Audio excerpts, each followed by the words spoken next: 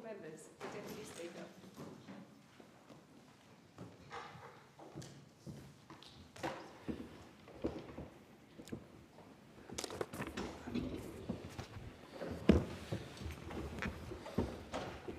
Are there any constituency statements by honourable members? I call the member for Clark. Thank you, Deputy Speaker. Deputy Speaker, I am regularly contacted by constituents who tell me that their, their aged care funds are being consumed by administrative fees at the expense of their care. And now, adding to the pain, in the lead up to the new Aged Care Act commencing on 1 November, there are reports of even further price hikes under the Support at Home program. So let me share just one report about Rosalie, who lives with Parkinson's disease, arthritis and other serious health conditions. Now, Rosalie had negotiated with her aged care provider to retain 2 long-standing trusted support workers by self-managing some package funding. However, as the Support at Home program neared, Rosalie was asked by her provider to sign a new contract and was aghast to discover that she would now be charged an additional 10% for essential items and, even more distressingly, a 100% increase to retain her 2 trusted support workers. And when Rosalie questioned the soaring costs, her provider explained that due to new compliance and administrative obligations, they'd restructured their fees to remain operational. So, to this end, the provider introduced what they call an internal service price, which is a fee applied regardless of who provides the support. As a result, Rosalie has gone from paying $55 per hour for trusted supports to $110. But it doesn't stop there, Deputy Speaker, because Rosalie's story gets even worse, as she had planned a trip to visit her terminally ill daughter before Christmas. And Rosalie understood her provider had accepted the $3,000 quote for a support person to accompany her. But to Rosalie's dismay, that quote was revoked and, surprise, surprise, when a new quote was forthcoming, the fee had nearly doubled. The explanation given by the provider was that the increased cost offsets losses under the new program, and that offering a reduced rate when their financial position was untested under the Support at Home program was a business risk. Deputy Speaker, aged care providers shouldn't be balancing their books off the backs of vulnerable older Australians who are stretching every dollar to remain at home, independent and safe. Frankly, it's outrageous that funding intended for essential services such as cleaning, transport and allied health is being swallowed up by administration. Clearly, the government needs to address this and address it urgently, just as they also need to continue their work to ensure that the residential aged care sector is put on a sustainable footing. Why, just yesterday in my electorate, Southern Cross Care announced they are closing one of their facilities, leaving some 70 people to find new homes and 130 staff to find new work. There is obviously still much to be done, Deputy Speaker. I call the Minister for Defence, Industry and Capability Delivery and Pacific Island Affairs. Thank you, Deputy Speaker. It's always heartening to hear about excellence and innovation in our schools, and in Shortland, I'm proud to say we have some of the best. Hunter Sports High in Gateshead made history a few months ago after being named Government Secondary School of the Year, and overall... Excuse me, Minister. A division has been called for the House, so proceedings are suspended to enable honourable members to attend this division.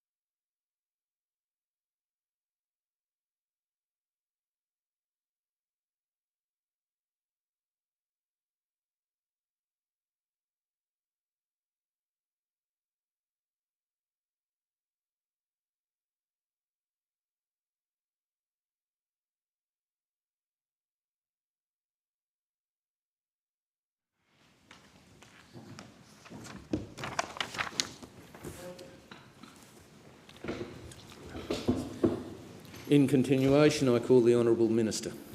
Thank you, Deputy Speaker. It's always heartening to hear about excellence and innovation in our schools, and in Shortland I'm proud to say we have some of the best.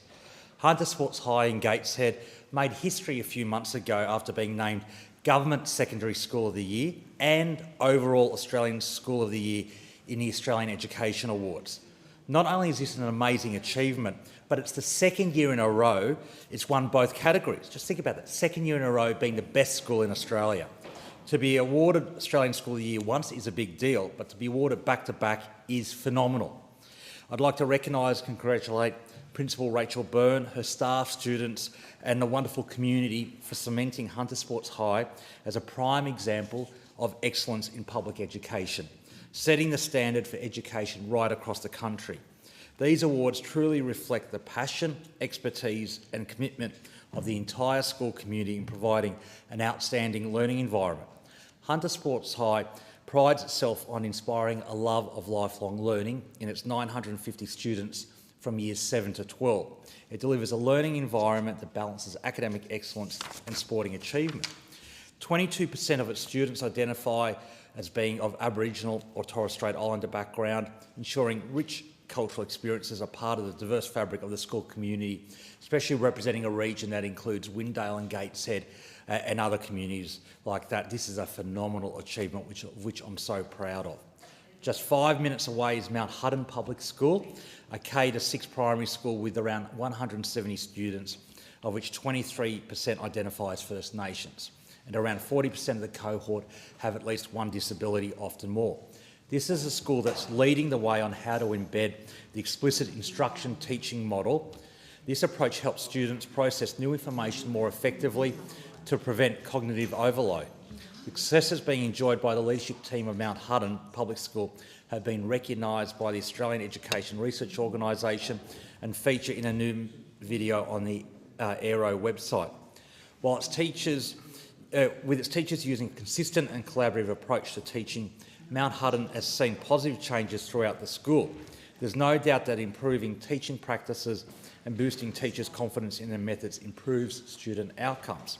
I couldn't be prouder of these two schools in my electorate. They're leading the way in delivering high-quality, best practice education. And I'm so proud to be part of the Albanese Labor government that is delivering for the first time full and fair funding for public schools right across Australia, including for those on our home turf in Shortland. I call the member for Groom. Thank you very much, Speaker. Recently, myself and my dear friend, Senator Glenn Stirl, undertook a delegation to the UN, where both of us were very keen to understand how we could explain to our constituents why the UN matters to them directly. There was a time when the UN's purpose was very clear. Following the Second World War, the decolonisation of Africa and maintaining peace in Europe was their number one focus. And having spoken with so many people at the UN, it was very clear that their focus is now towards reform of the UN itself. And that is an important reform to be done. One of the observations I'd bring back, and it's important for us to understand, the structure of the UN is largely the same as it was in the 1950s. And for anyone who's worked in, I guess, management consulting or seen restructures in recent years, goodness me, in my 20 years of engineering, the changes that have occurred have been significant in that period.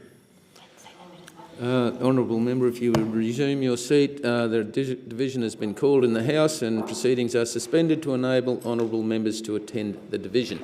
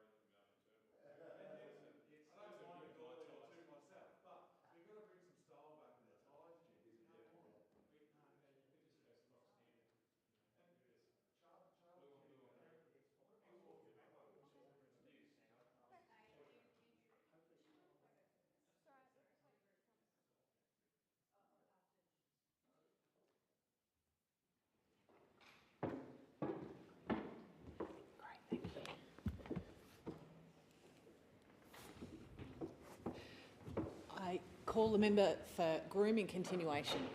Thank you, Speaker. There are some key points I want to bring back from my time there. Firstly, we're clearly at a point of divergence in our approach to significant issues at the UN with our American cousins. And during my time there was some key ones that came up, obviously the recognition of Palestine. And a second one that was very important that I think was played out quite strongly in the media during Climate Week, whilst we laid out our targets for 2035, Mr Trump was leading a negotiation with the Turkish government for the sale of LNG. I'm not suggesting we should be in alignment fully with the US, we should be doing what is right for us, but we are clearly at a point of divergence. Second point, there's a real strain on multilateralism, and if we look at the growing use of government-to-government agreements in a place where multilateralism may have taken the place previously, free trade agreements, the Quad, AUKUS, and even the US government dealing directly with particular companies. This is a significant change. The third one was to note the role of the UN in significant conflicts around the world. And if you think about the two major ones we've seen in recent times, obviously the Ukraine and what's happening in Gaza, and compare the role of the UN in those conflicts to the role of the UN, let's say, in the Second Gulf War. And there's clearly a very big change there. We're back to, I think, something similar to a spheres of influence model, where superpowers divide up the world again, and I think the UN is not quite prepared for that. Final point I do want to make, and I've held off on this, but I made the point at the time, speaking to every single US politician, think tank, industry member over there, it was very clear that the critical minerals deal would not have been done without the work of Ambassador Rudd. And I think it's important to acknowledge that. He led that conversation in the US, it's acknowledged widely. The deal is very good for Australia. The conversation that we had with Mr Rudd over there was very clearly pointed out. Critical minerals make up only 6% of our resources industry. We need to protect the 94%, and that's the next stage of the conversation he wants to lead with the US. I think it's an important conversation for us to follow up and to support Team Australia in that position. Thank the member for Groom, and I call the Attorney-General. Thank you, Madam Acting Deputy Speaker. I rise to commend the outstanding work of Carevan Blacktown, a volunteer organisation serving our community in Layla Park. Each week, Carevan provides a free communal meal and support services to people experiencing hardship, whether due to homelessness, financial stress or social isolation. Their volunteers offer more than just food. They deliver dignity, compassion and connection. Carevan generously provides hygiene items, clothing and takeaway meals, helping to meet the immediate needs of the community while fostering a sense of belonging. As we approach Christmas, their work becomes even more vital. I thank Carevan Blacktown and its dedicated volunteers for their unwavering commitment to uplifting lives and strengthening the social fabric of our electorate. Every Australian child, no matter where they live or their circumstances, deserves the best school experience possible. I recently had the privilege of joining representatives from the PCYC and New South Wales Police to officially open the new sensory garden and playground at Casuarina School in Riverstone, a specialist school that provides intensive educational and behavioural support for students who need it most. Each week, the PCYC supports students to take part in sports and social activities with local police officers, helping to build trust, confidence and positive relationships between young people and law enforcement. They are exactly the kinds of initiatives that make a real difference, helping to set young people on a path towards opportunity and success. This new play area, made possible by $600,000 in funding from the Albanese government, will be utilised by students for this program, allowing them to learn, play and engage with police in the best environment possible. In Rouse Hill, families are leading the way in embracing clean energy solutions.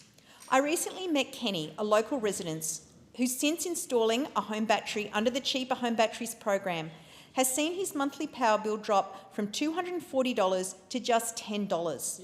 This is part of a broader story across Greenway, where around 1,000 households have taken up the program, saving up to $2,300 a year on their power bills.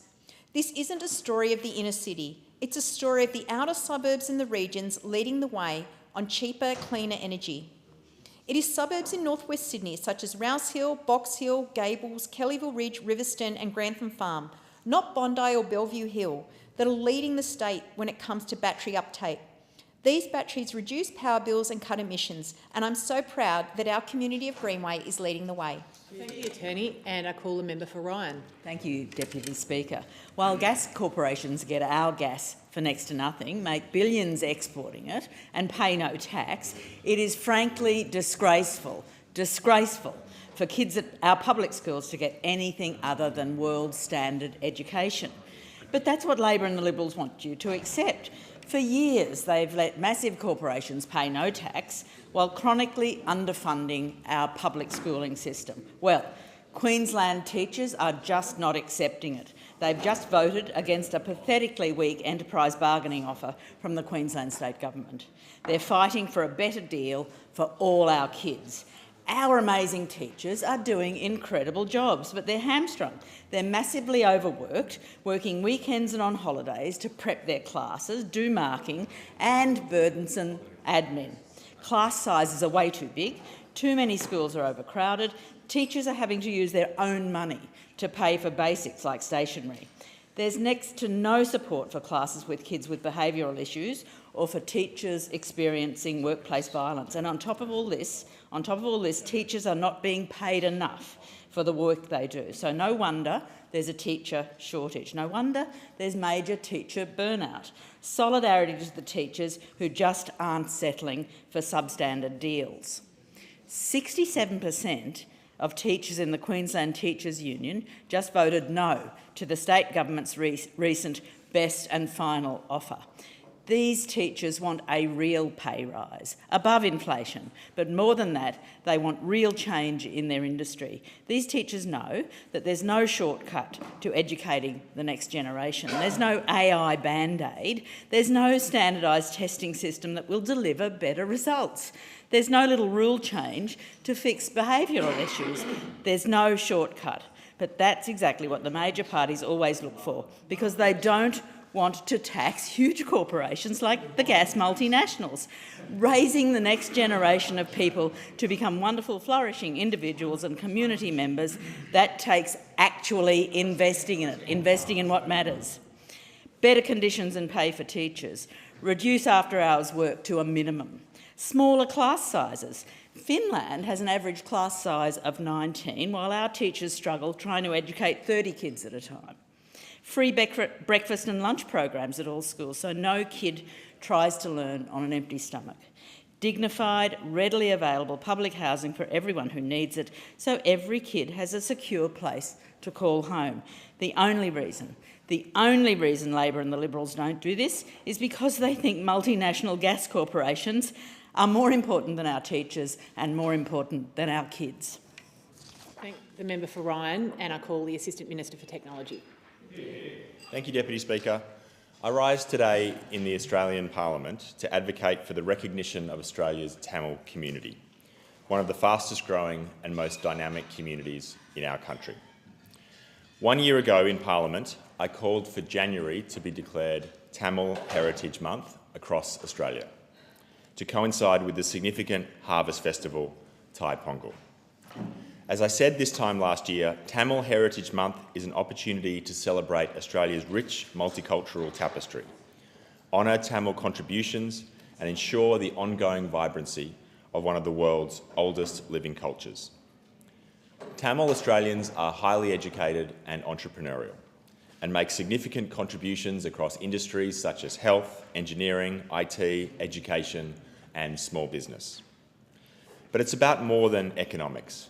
It's about nation building, fostering a sense of belonging and giving Tamil Australians the confidence to fully participate in Australia's democratic and social life. My electorate of Parramatta is one of the most culturally diverse electorates in the country, with 55% of residents born overseas. It's also home to one of the largest Tamil-speaking communities in Australia. As this population grows, we have a responsibility to support the community and help preserve this ancient culture. That's why I've always advocated for greater support for the spaces and institutions to allow this vibrant culture to thrive. And that's why this year, the Albanese government made the commitment to deliver $7 million in federal funding towards a new cultural hall at the Maze Hill Murugan Temple. The Sydney Murugan Temple holds deep significance for Tamil Hindus, but also for the broader Hindu community in Australia. The new cultural hall will include an 800-seat function hall, 600-seat dining area, foyers, learning rooms, library and meeting rooms. Our government's $7 million commitment to this hall reflects our recognition of the temple's significance, not only as a place of worship, but as a vital centre of common community connection. It's a space for language classes, senior social groups, youth education and cultural preservation, and an opportunity to pass down Tamil music, dance, literature and arts to younger generations. I'm proud to say that work has begun. In August, I had the honour of joining community leaders and families for the sod turning of the Cultural Hall. This project that has been many years in the making and one that will become a cornerstone of Tamil cultural life for our community. But this is only one step towards supporting the community and our work is ongoing. And I want to wish everybody a happy Tamil Heritage Month. Thank you. I thank the Assistant Minister and I call the member for Canning.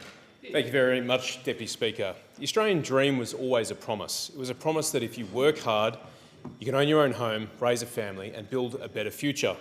And that promise is fading for young Australians. Because a home represents security and belonging, a stake in the country, and a patch of ground on which to build a life with those you love. It's the cornerstone of stability, of community and of aspiration in this country, and it's what generations have saved and worked for over many years. Now, today that dream is further out of reach than ever, and under this Labor government, the path to home ownership has become steeper, narrower, and for many Australians it feels completely out of reach. Many Australians under 30 believe they will never be able to afford a home in this country. There used to be a ladder for young Australians to climb, but now they feel like that ladder has been kicked out and there's no actual... The division has been called for in the House. The proceedings are suspended to enable honourable members to attend the division. The proceedings will resume when the Chair of the Federation Chamber is resumed at the conclusion of the division or subsequent divisions.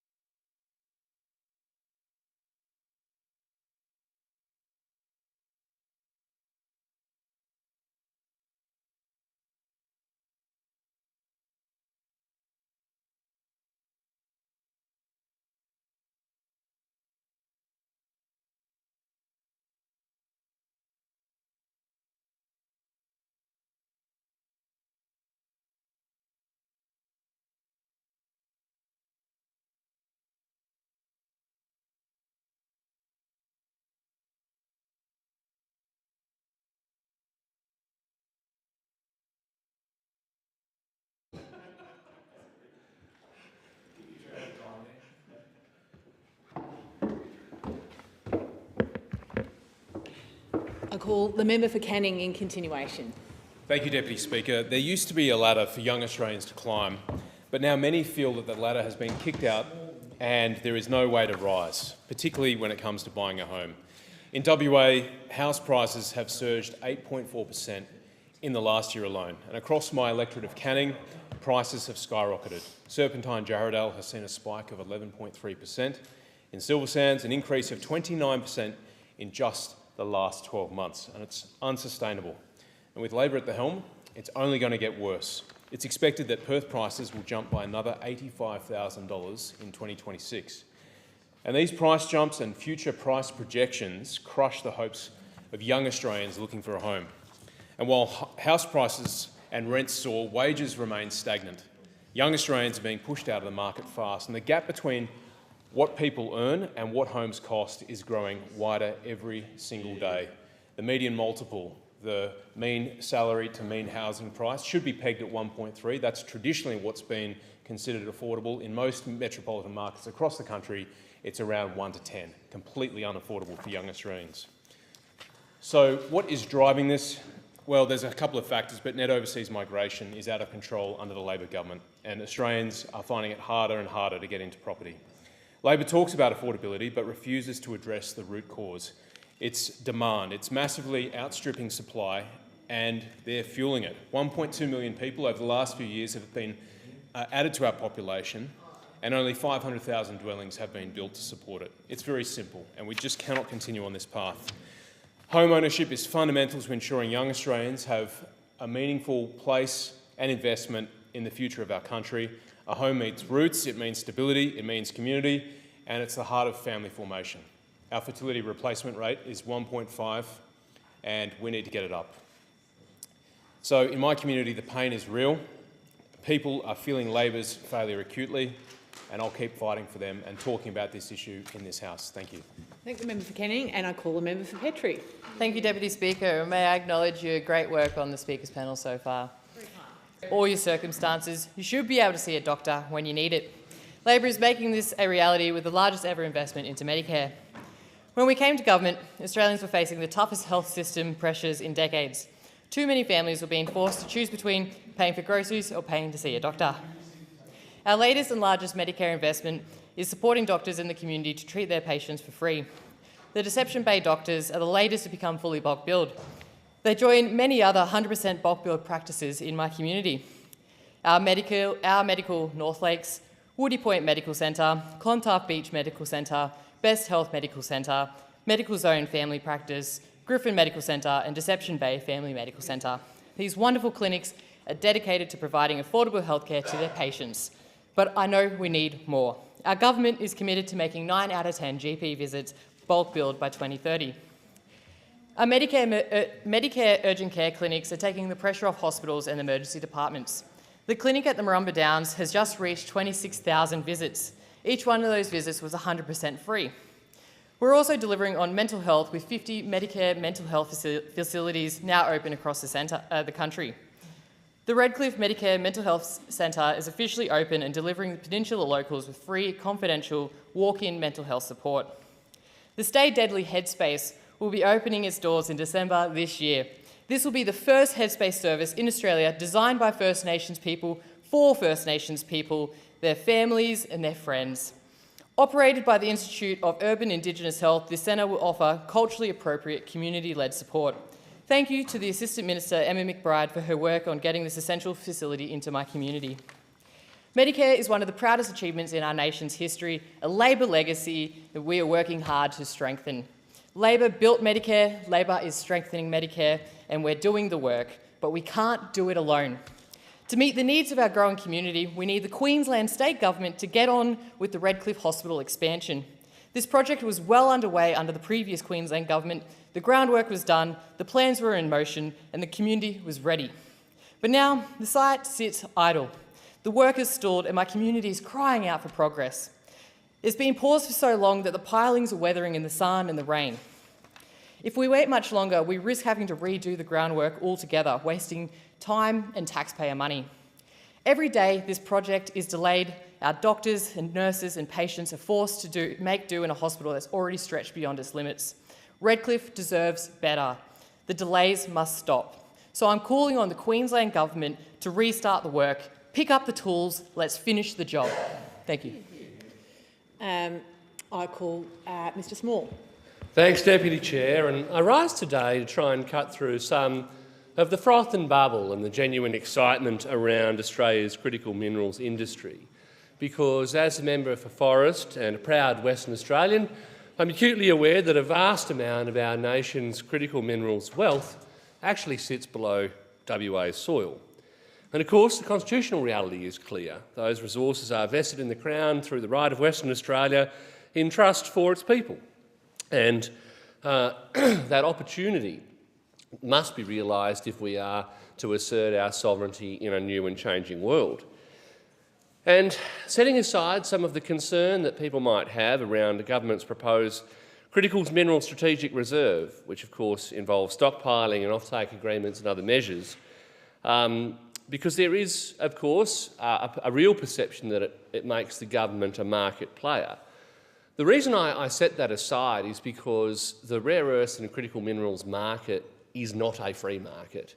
The reality is that China absolutely monopolises the global market with more than 90% market share and a clear willingness to manipulate prices to their advantage. So we can't have our heads in the sand and pretend that this is a free market in which everyone upholds the rules-based order.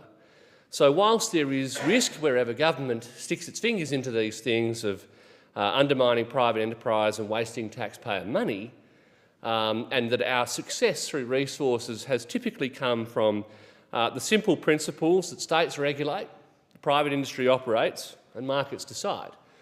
That, I actually agree with the government, can't be the case here. However, the reality is, in my view, that the government can't pick winners. And so the clear opportunity is rather to invest in research and development that will enable the industry to flourish here in Australia. Processing rare earths is technologically complex and importantly, it's also energy intense. So none of our collective ambition for critical minerals can succeed in this country unless we have affordable and reliable energy. So downstream processing and the transformation of these products into high-value products is dependent on our ability to have internationally competitive power costs. If power costs remain high and supply unreliable, the reality is these projects will stall and remain commercially unviable. Our minerals will remain under the ground, unexploited, and the opportunity goes begging, whilst other nations seize the opportunity and undermine our sovereignty. High energy costs are already a significant burden on industry, and we're seeing job losses in Western Australia already, with some 3,400 workers collectively laid off and their families impacted in the last year alone. I thank the member for Forest and I call the member for Aston. Thank you, Deputy Speaker. Last week, my community and the cricket community across the country learnt of the devastating news of a tragic accident that occurred at a cricket training session in Ferntree Gully. This heartbreaking incident led to the death of 17-year-old Ben Austin. Ben was an adored son to Jace and Tracy, a deeply loved brother to Cooper and Zach, and a shining light in the lives of his family, friends and all who had the privilege of knowing him. Young Ben loved his sport more than anything. He was an active and much-loved member of the Ferntree Gully Cricket Club, the Mulgrave Cricket Club and the Eildon Park Cricket Club.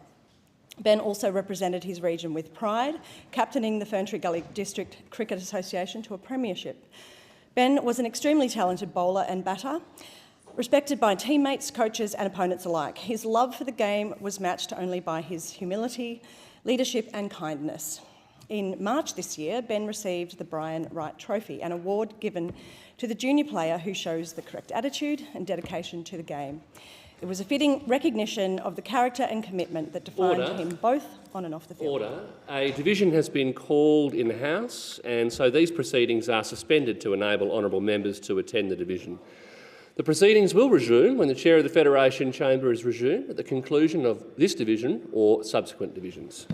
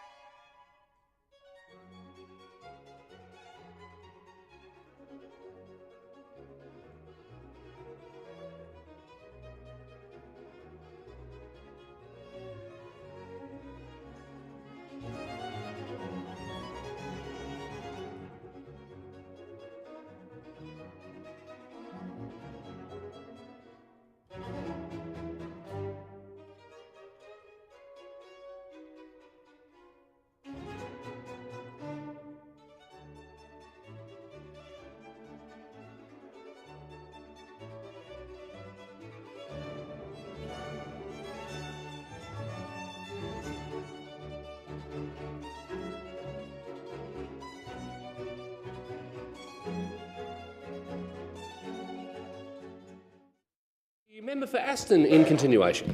Thank you, Speaker.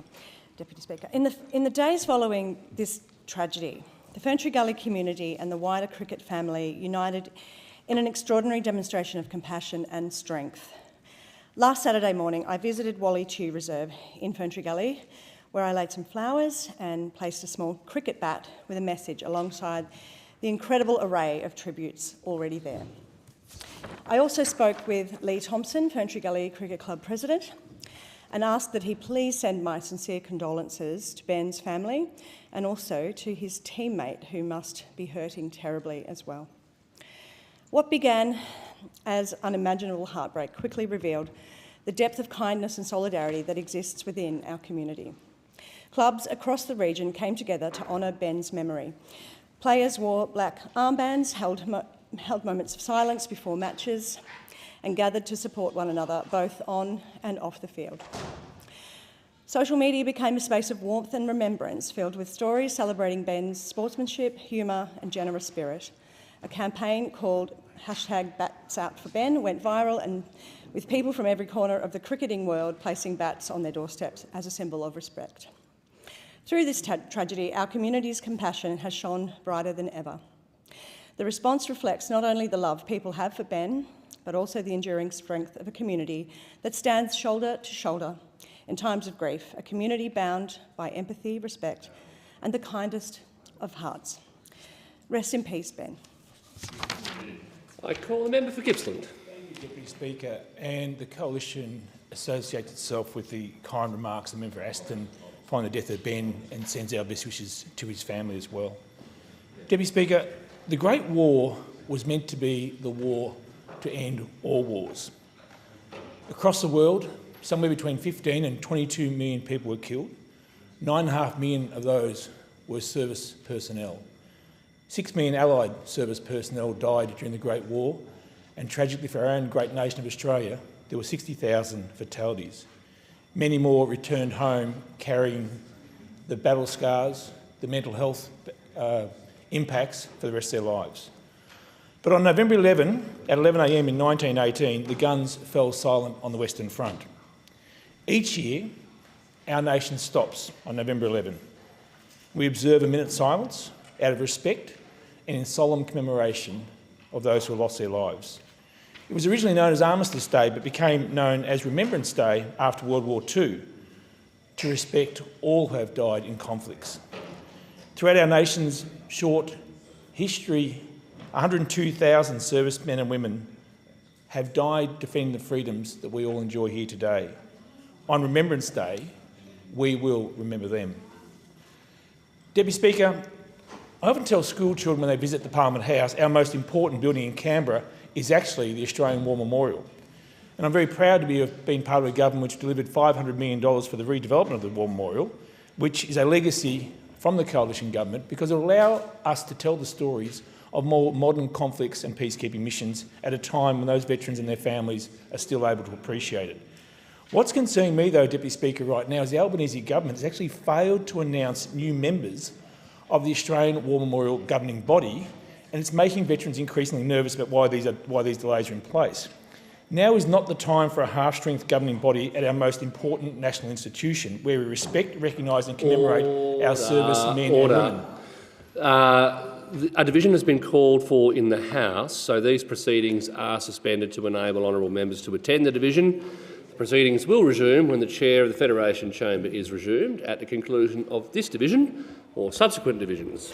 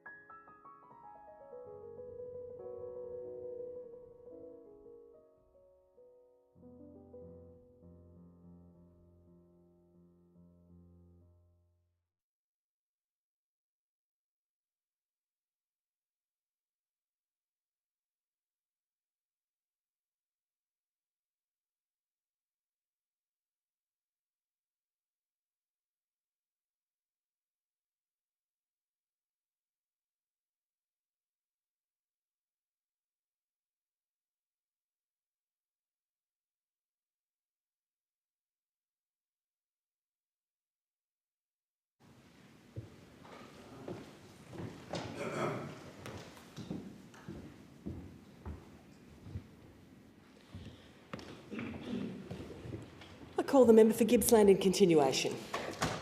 With the major development work underway and sensitive issues to be resolved, veterans want to know that the War Memorial will be governed by a balanced and respectful council. Australian War Memorial Council members whose time has expired in September include highly regarded veterans like Dan Kieran VC and Sharon Bown, former RSL National President Greg Mellick, along with political leaders Tony Abbott and Kim Beazley. We need to know that we will have a well-balanced Australian War Memorial Council with the skills and the experience and the wisdom to make sensible decisions in a bipartisan way, which is in the national interest. So I've written to the Minister for Veterans Affairs to seek an explanation for the delays and to offer my personal input into ensuring the appointments of the Council are non-controversial, because the Australian War Memorial Council is not a place for activists or rewarding political mates with no particular interest in defence or the veterans community. I call the member for Sturt. Deputy Speaker, my electorate of Sturt is home to a thriving Italian community, and the Cecilia Social and Sports Club on OG Road at Clemzig is one of the heartbeats. Just a week ago, the Cecilia Club celebrated its 50th birthday with a very big party. Excellent food, good wine, a beautifully decorated room and a rocking dance floor with sharply dressed dancers are what you expect at a big celebration, and this is definitely what the Cecilia Club delivered. But it also delivered a valuable lesson in history and culture and what the benefits of a strong community can bring. The club's president for the past 18 years, Rita Bianca Palumbo, spoke proudly of the Sicilian region and the Sicilian ethos and traditions that the club has lovingly maintained for 50 years. The club's colours are red and yellow, the colours of the Sicilian flag, and its logo is the Trinacria, which has Greek heritage but which represents the island of Sicily. The Medusa head represents the power of the sea and protection by the Greek goddess Athena. The stalks of wheat represent the fertility of the land of Sicily, and the three legs represent the three capes or ports at each extremity of the triangular-shaped island that is Sicily. The idea for the club was born between two of the original members who had immigrated to Australia from Sicily and who wanted to socialise with other Sicilian migrants. The club began in people's houses, but as numbers grew, bigger facilities were required, and the club's first external premises were developed at Camden Park. The present-day facility at Clemzig has been the club's permanent home since 1992. The club's original motivations of holding on to and passing on the culture, values and traditions that the Sicilian immigrants brought with them and of providing a safe, supportive social network for the members have remained. But a new goal has also formed and is one that Rita and her colleagues are pursuing with vigour. That goal is firmly directed at second and third generation Sicilian migrants, the younger generation who lead lives that are busier and far more complex than the lives that were led 50 years ago, and who find it hard to make time to come to the club and invest in its sustainability. Rita's aim is to reach the younger generation in order to instil the value of thriving communities, to impart the wisdom that when communities work together, everyone rises, and to crystallise the importance of giving back and supporting those who have either supported you or who need even greater support. I've been lucky to have many long conversations with Rita. She is an intelligent and fierce woman with a very proud Sicilian heritage. She's determined to highlight the importance of maintaining Sicilian culture, be it Sicilian dialect or cuisine. Rita, thank you for your always warm Sicilian hospitality, and I wish you luck and support in your endeavours to ensure the long-term viability of the club. Call the member for Page. Thank you, Deputy Speaker. Deputy Speaker, I'd like to recognise today Father Peter Slack and Father Jim Griffin, as this year marks 50 years since they were both ordained as priests, which has been a remarkable milestone in their vocation. Father Peter attended high school at St John's College Woodlawn. He was ordained at St Augustine's Parish Church in his hometown of Coffs Harbour in August 1975. Father Jim is an ex-student of Marist Brothers Lismore and was ordained in the St Carthage's Cathedral in September 1975. Father Jim celebrated his Jubilee Mass in September this year in the same cathedral. For decades now, Father Peter and Father Jim have been an integral part of our community. They have supported generations of families in their faith journey and in the delivery of the sacraments. Congratulations and thank you to both Father Peter Slack and Father Jim Griffin. Deputy Speaker, I'd like to acknowledge Jason Witten, who works as a security guard at the Casino District Memorial Hospital. Jason recently won the Small Acts of Kindness Award at the 2025 New South Wales Health Awards. Jason's work behind the scenes doesn't go unnoticed, with his colleagues and patients describing him as a respectful, positive and fantastic leader.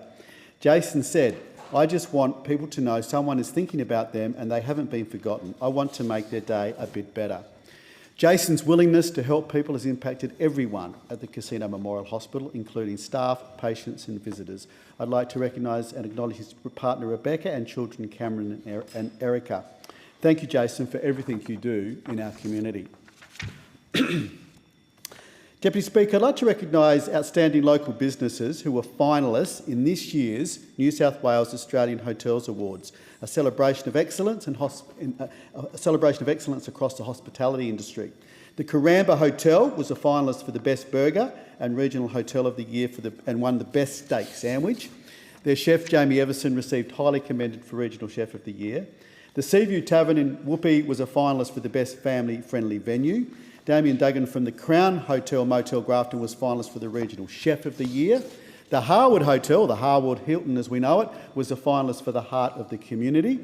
The North Coast Hotel Group I Grafton... interrupt you, sorry. A division has been called in the House. The proceedings are suspended to enable honourable members to attend the division. The proceedings will resume when the chair of the Federation Chamber is resumed at the conclusion of the division or subsequent divisions.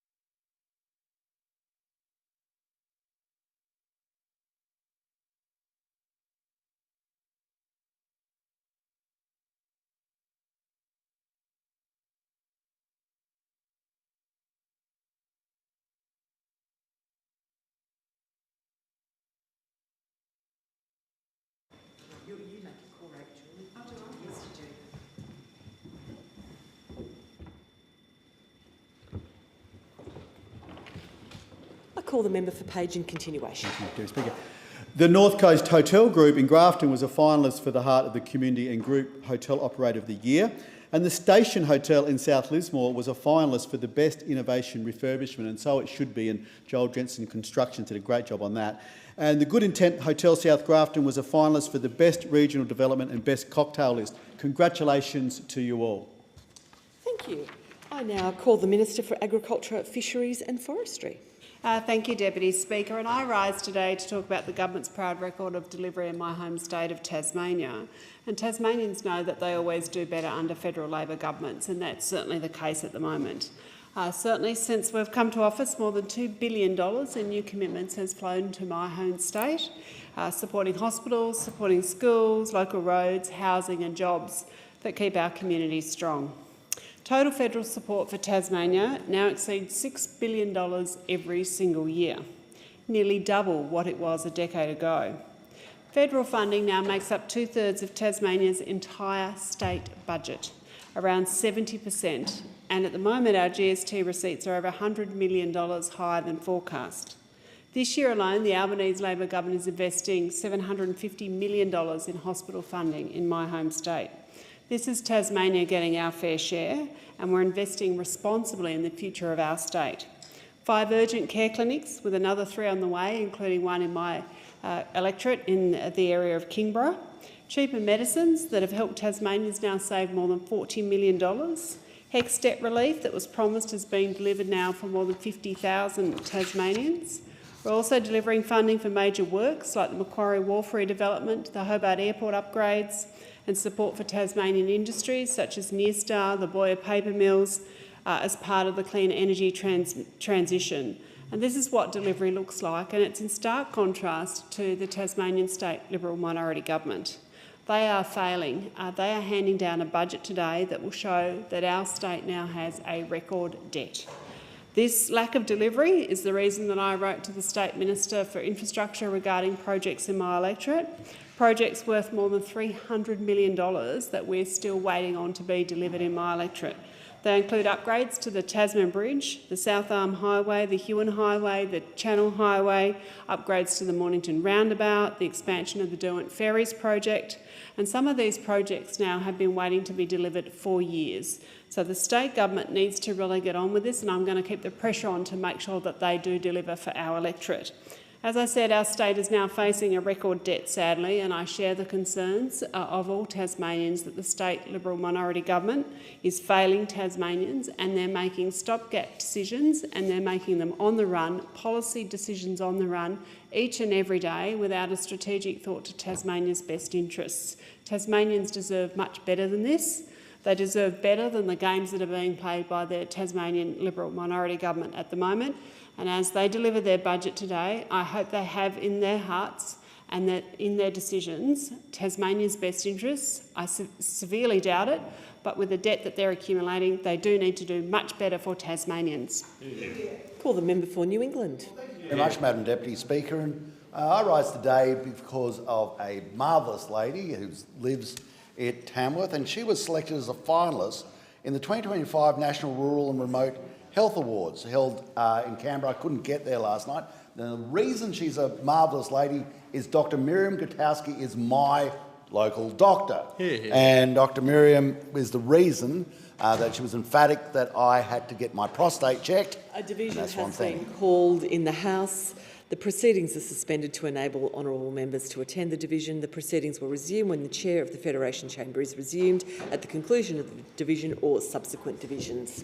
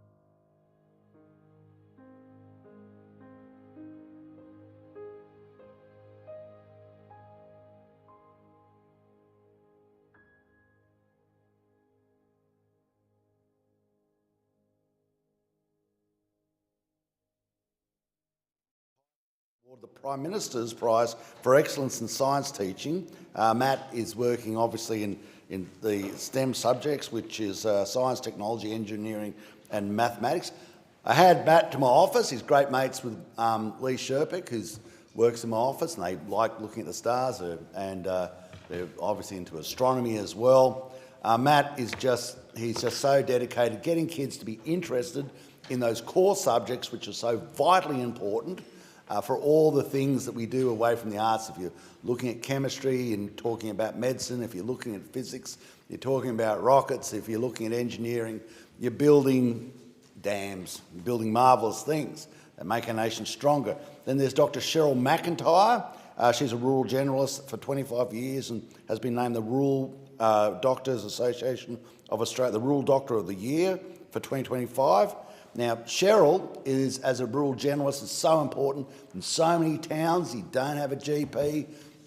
People get very scared when they have no local doctor because something goes wrong, asthma attack, you name it, someone comes off a horse, comes off a bike, you haven't got a GP, where do you go?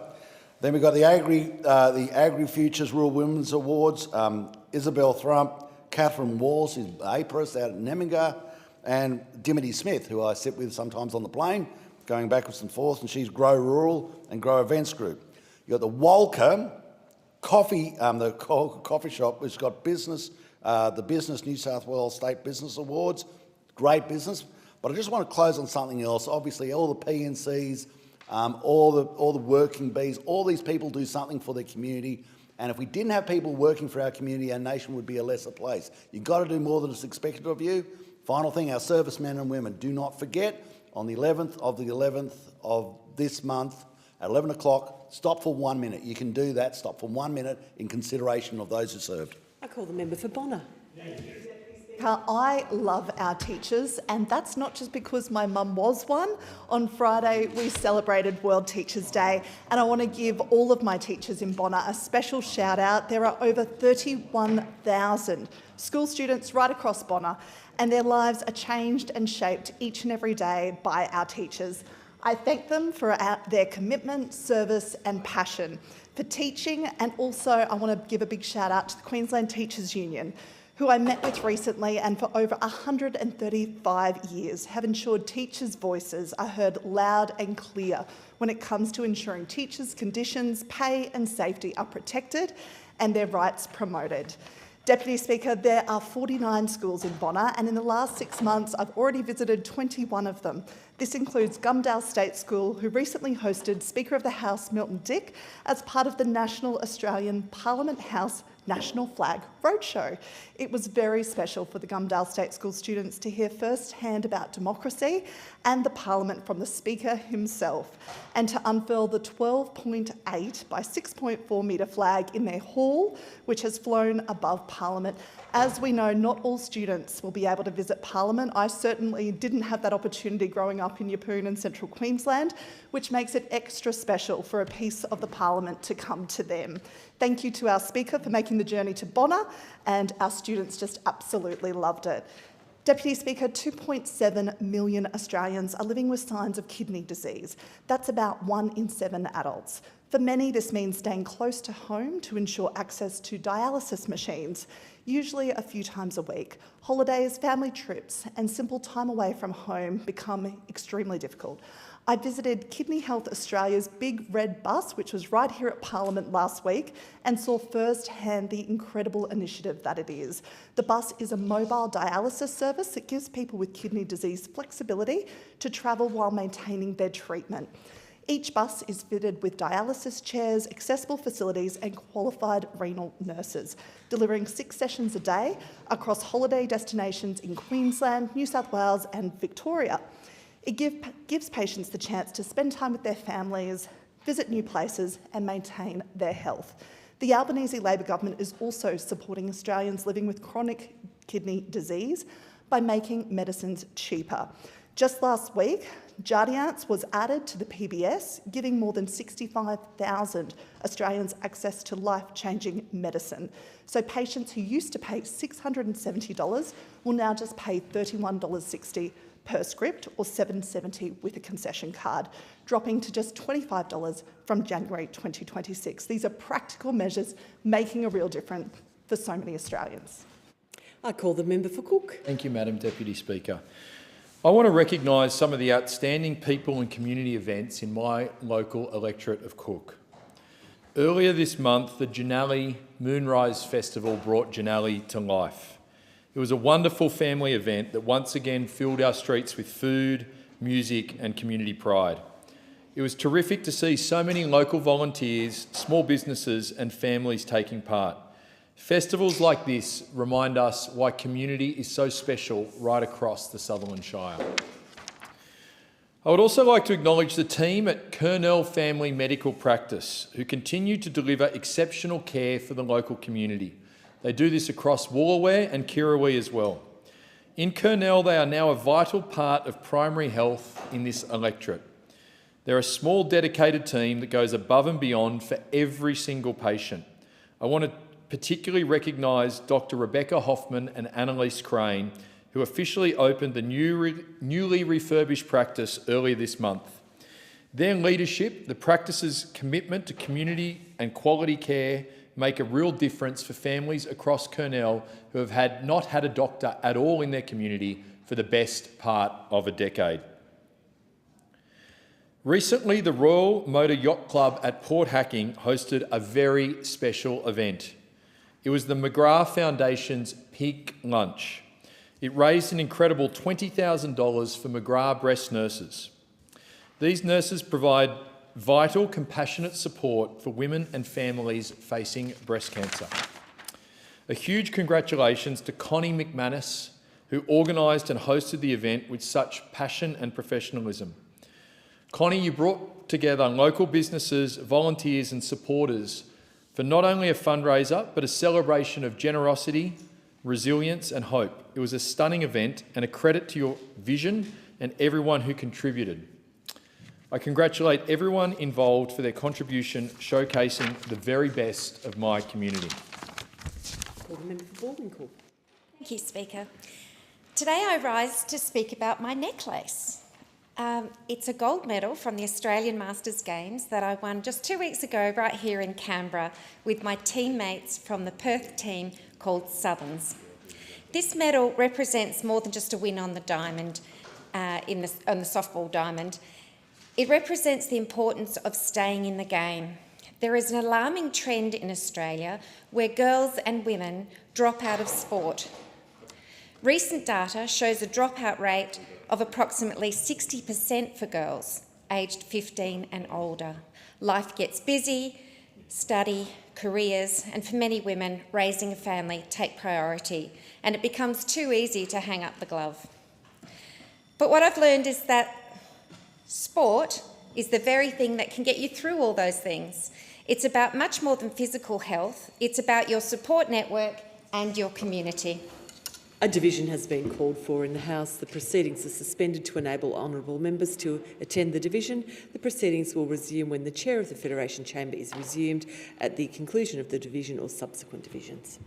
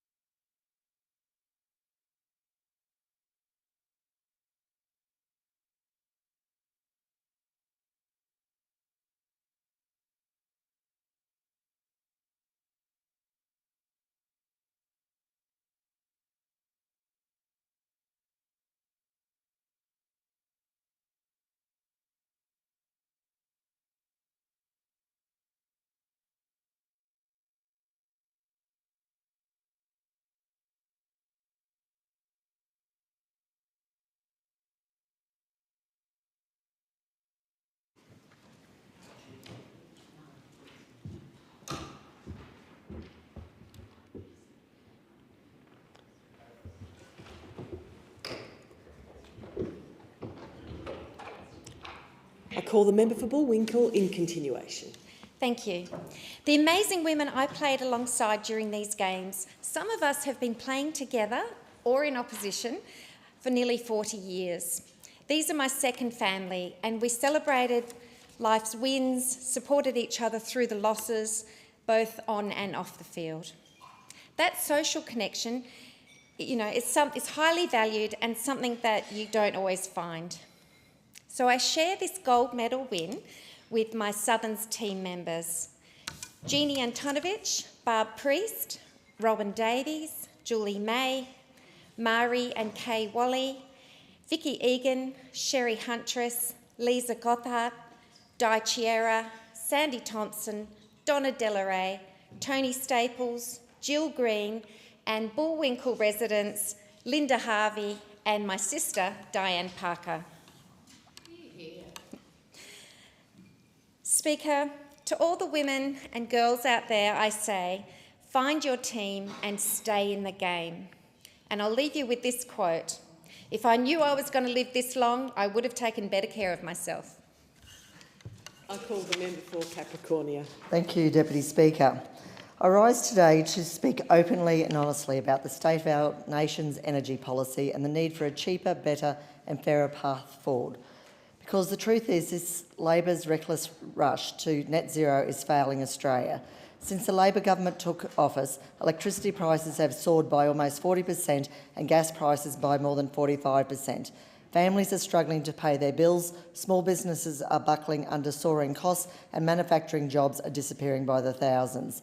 And yet we are told that this is the price we must pay for progress. But what progress? Across regional Australia, pristine landscapes are being bulldozed for wind and solar projects. Forests are being cleared, farmland is being rendered useless, and the rights of landholders are being stripped away. Even notable environmentalists like Steve Nikowski, who genuinely cares about the environment, now warns of the environmental damage being done in the name of green energy. This is not progress, it is hypocrisy. Labor's net zero obsession is driving investment out of our regions, pushing up energy prices and weakening our sovereignty. We now rely more than ever on imported solar panels, wind turbines and imported batteries, instead of thriving on our own natural resources. Deputy Speaker, this is the definition of insanity. We can choose a different path, one that puts Australian families, workers and farmers first. A high-energy Australia, that's what we stand for.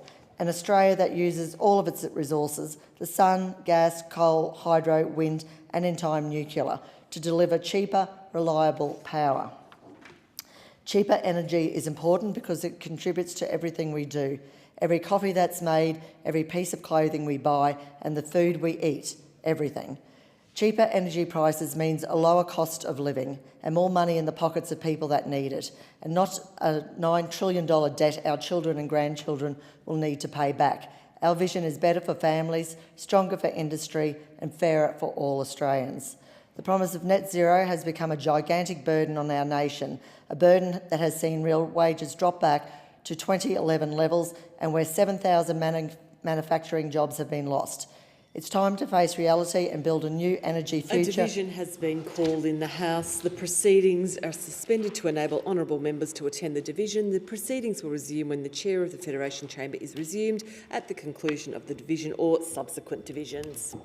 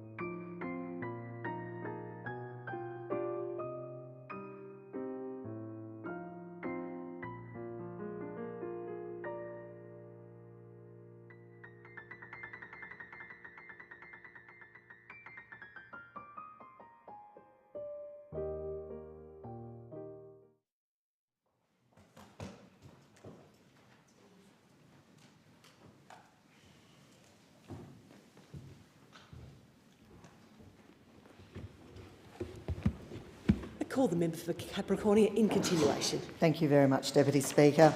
It's time to face reality and build a new energy future, beyond net zero, one that powers this nation with pride, purpose and common sense. A cheaper, better, fairer Australia begins when we move beyond net zero and put Australians back in charge of our energy destiny. Thank you. I call the member for Corangamite. Thank you, Deputy Speaker. The Raise Our Voice competition has once again proven to be a resounding success.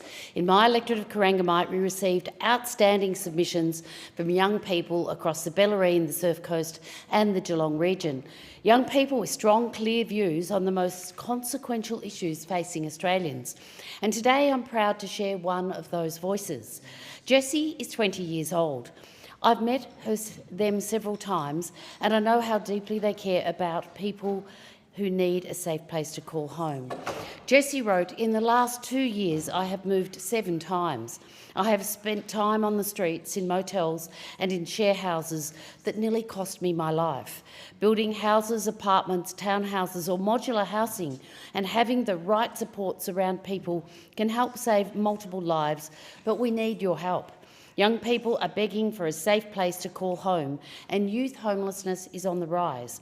We need to act now because housing is a basic human right that everyone deserves." Deputy Speaker, Jessie's words speak to a reality of many young Australians. Australia is in the middle of a housing crisis, 40 years in the making. For 4 decades, our country hasn't built enough homes or done enough for first home buyers. The Albanese government recognises this and is acting. We're tackling the crisis from every angle with the boldest housing agenda since the post-war period. We're delivering a $43 billion housing package focused on 3 pillars: building more homes, a better deal for renters and helping more Australians into home ownership. Already more than 180,000 Australians have bought their first home with government support. Nearly 1 million households are benefiting from the 50% increase to Commonwealth rent assistance. 500,000 homes have been built since we came to office, and 28,000 social and affordable homes are in planning or construction. Because the only real long-term solution is to build, and that's exactly what the Albanese government is doing. Finally, can I thank every young person who made a contribution to raise our voice. To my electorate and across the country, your voice matters. Our government hears you. And together we can build a better future where every Australian has a safe place to call home. I thank the member. In accordance with Standing Order 193, the time for members' constituency statements has concluded, and I call the clerk. Government business, Mental Health Month, further statements. And I call the member for Menzies. Thank you, Deputy Speaker. I rise today to speak on Mental Health Month, which of course occurred in October. Like most people in this House, I have family and friends who have been impacted by mental health issues. I understand the day-to-day impacts of mental health, how it can sap the joy from everyday activities, spending time with family, with friends, how severe mental illness can be just as life-threatening as a physical illness. Mental health is rarely the first issue that people raise when I speak to them, when I'm out door knocking or at a street stall or visiting schools. But it is an issue that comes out regularly over the course of a conversation, or when I tell people about our investments in mental health, particularly when it comes to young people or adolescents.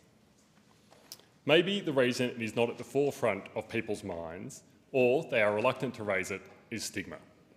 We've come a long way in a short time in reducing stigma. Some of my mates, women and men, when they were younger, might have been reluctant to talk about seeing a counsellor or psychologist or needing medication, are now much more likely to talk about their troubles openly. But across Australia, too many people still face stigma when they speak about their mental health. Too many believe that seeking help is a weakness rather than a strength. Too many young people hide their struggles, fearful that others will not understand. If we are to build a more compassionate and resilient country, we must challenge that culture of silence and replace it with one of openness and support, where mental health is treated the same as physical health. Over recent years, the demand for services has grown sharply. The causes are complex. The pandemic, social isolation, housing stress and financial pressures have all left a mark. Young people face new pressures from social media, climate anxiety and disrupted education. Parents and carers are watching their children struggle too, often unable to find the right support. For too long, services were underfunded, fragmented and difficult to access. The system has not kept up with the level of need. The Albanese Labor government is changing that. As part of our plan to strengthen Medicare, we made a $1.1 billion commitment to deliver new and expanded mental health services across the country. This is the most significant investment in community-based mental health care in a generation. It recognises that prevention and early intervention are just as vital as treatment. This investment will support Australians across every stage of life.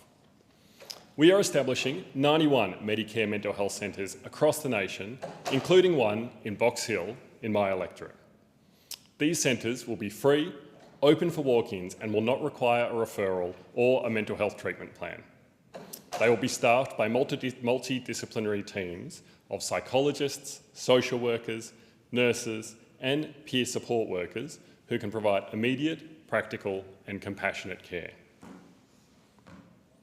We are creating 20 perinatal mental health centres to support new and expectant parents during what can be a very vulnerable period. For many Australians, parenthood can bring loneliness and anxiety, as well as joy. These centres will be providing counselling and support close to home, helping parents care for both their children and for themselves. We're also rolling out 17 Medicare mental health kids hubs to help children and families with behavioural, emotional and social wellbeing challenges. Early support in childhood can prevent more serious mental health issues later in life, and these hubs will provide that early family-centred care. At the same time, we are expanding 203 Headspace services across the country to support young people aged 12 to 25. I recently visited Headspace in Box Hill alongside Assistant Minister for Mental Health and Suicide Prevention, Emma McBride. The proceedings are suspended to enable the honourable members to attend the division. The proceedings will resume when the Chair of the Federation Chamber is resumed at the conclusion of the division and subsequent divisions, and the member for Menzies will then continue in continuation. Thank you.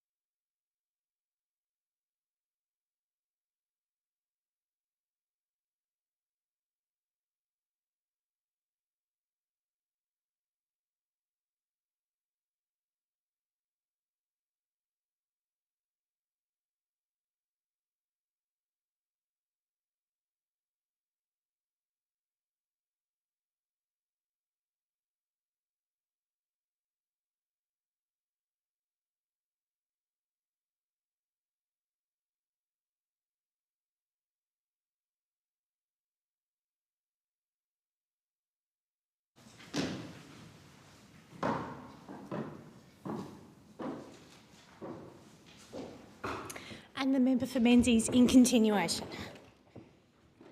Deputy Speaker, I recently visited Headspace in Box Hill alongside Assistant Minister for Mental Health and Suicide Prevention, Emma McBride. There, I met the dedicated staff who were providing essential support and tirelessly reaching out into the community, including our multicultural communities, to increase awareness of their services. I also met their Youth Consultative Committee, committed young advocates who are taking time out between exams to ensure the voices of young people are heard in designing services. Headspace has long been one of the most trusted youth mental health services, and this expansion means more young Australians will be able to access support in their own communities rather than waiting months or travelling long distances. From early next year, the government will introduce a national early intervention service that will provide free, phone-based and online mental health support delivered by trained professionals. It is expected to assist more than 150,000 people every year. It will give Australians a way to seek help wherever they are, day or night. Together, these initiatives will help reduce pressure on the private psychology service system and ensure that cost and location no longer determine who gets help. We are also building the workforce that will deliver this care. We know that there is a shortage of mental health workers, that it can often take too long to get an appointment once people take the brave step of reaching out for help.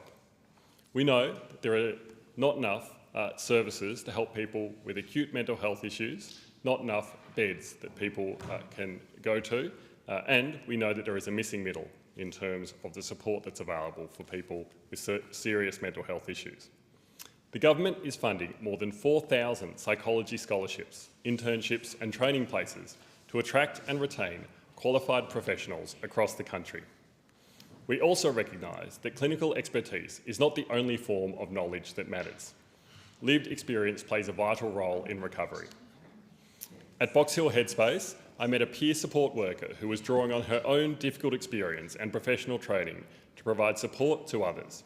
Sometimes it is only someone who has been through the same experience who can understand and who you can feel comfortable leaning on. That is why we are professionalising the peer workforce, establishing a new National Peer Workforce Association and conducting the first ever census of peer workers next year. These challenges are practical and far-reaching. They mean Australians will no longer have to wait for a crisis before accessing care. They will be able to find help sooner in their own communities from people who understand. The government is also improving navigation. The Medicare mental health phone line, which is 1800 595 212, and website will help Australians find the best service suited to their needs, whether that is walk-in care, a telehealth appointment, or a local peer support worker. Accessibility and early support saves lives. For someone in crisis, the difference between being seen immediately and waiting weeks can be the difference between despair and recovery. For families, these reforms mean hope and relief, knowing that help is nearby, free and available without stigma. Deputy Speaker, this is what leadership looks like. It is about meeting Australians where they are and ensuring that no one is left behind.